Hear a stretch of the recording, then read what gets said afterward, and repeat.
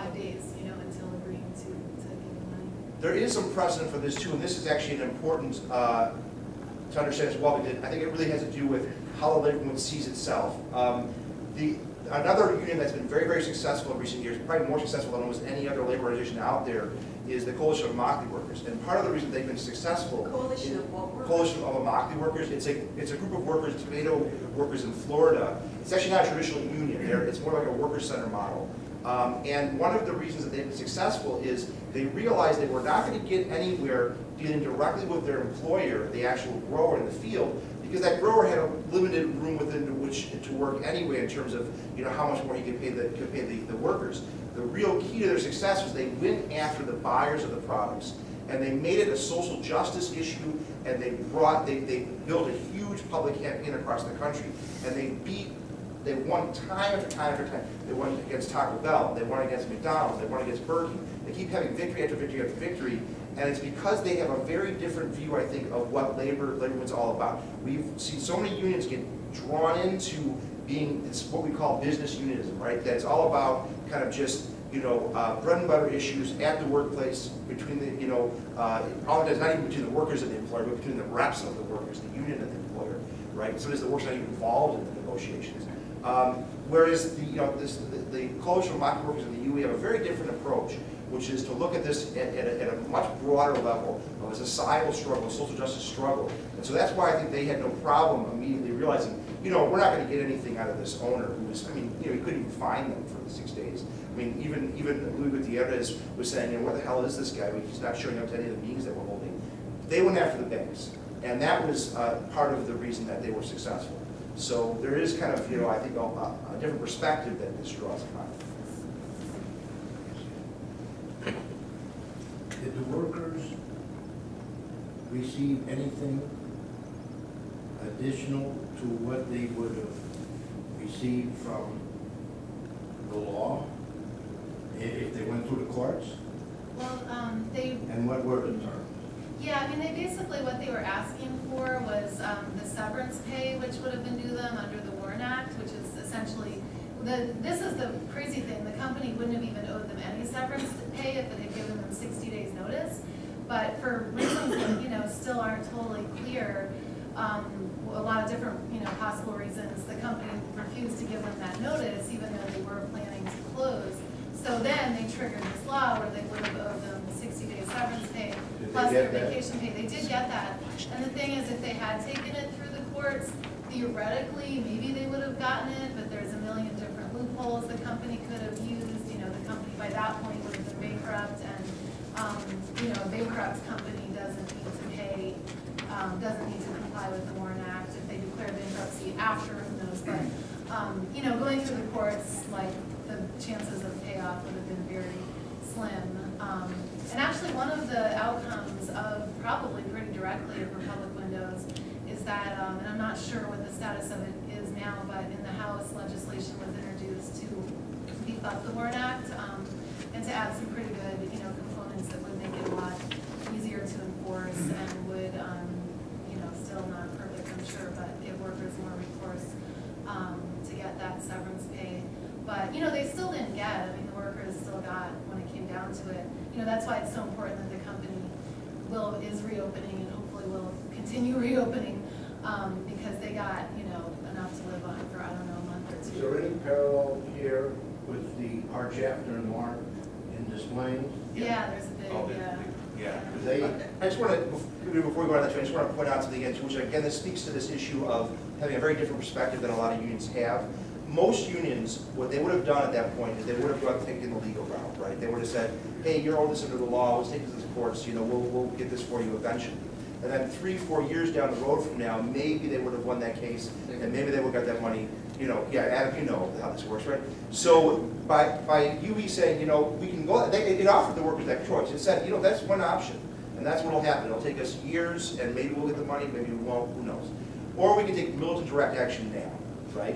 And so few unions are willing to take that step, and that's the difference here of why this ended up so differently, and why they got something they never even expected, which is they actually got the company reopened. That would have been unthinkable without this step that they took. So so that, I just wanted to bring that together. About Harsh after Marks, that's an interesting case too, where, this doesn't always necessarily, we're still waiting to see what's going to happen in terms of how many workers get rehired at now Serious Materials.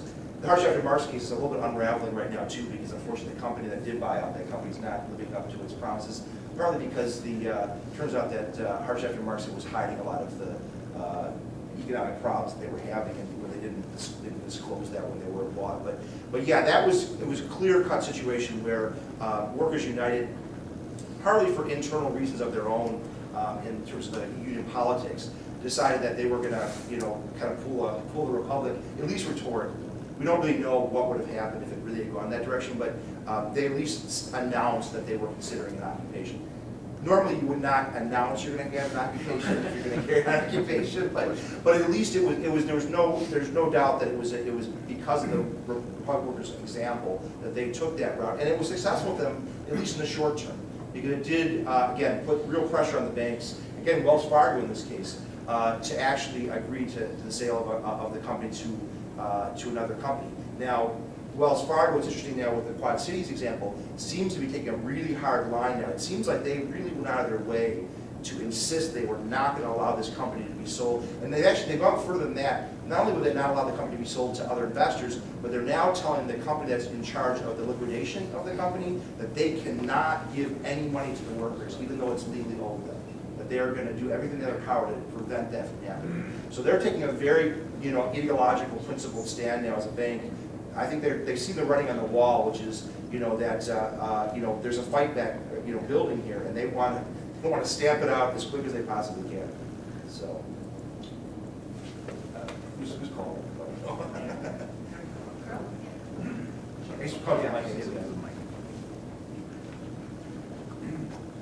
I'm really glad you guys are here, and we have a chance to be here.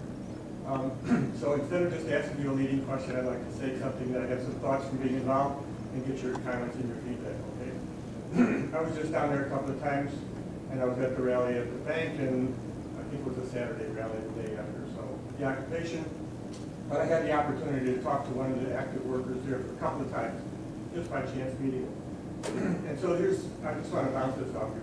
One of the issues that he told me about was the division between mostly Mexican and black workers, that there was a lot of distrust, according to him, down through the years with different groups thinking that the other group was closer to management or they were being unfairly treated vis-a-vis the other group. And divisions in the workplace of many kinds are almost always exist. And so the fact that they overcame this, to me, was, couldn't have happened without that. They built a level of trust and confidence that couldn't have happened. Another issue was, that I'm aware of, or at least that he told me about, was the fact that a good number of the Mexican-American workers didn't have papers, and they were afraid if they took any action, they'd be kicked out of the country. They'd just be sent out, their families would be disrupted, and everything that happens. And this has happened in many situations where employers or conservatives in the workforce call in immigration and stuff like that. And yet it didn't happen, and they overcame that.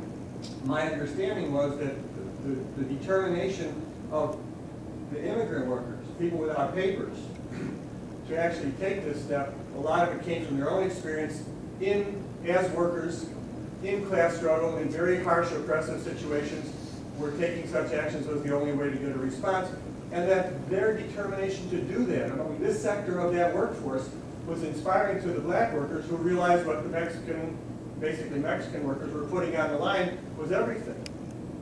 So I'm wondering, you guys were more involved than me, and I'm wondering what your take on this was. And the other thing is, I want to underline, especially what you were saying about the political attitude, because it was a political choice to tie this to the bank.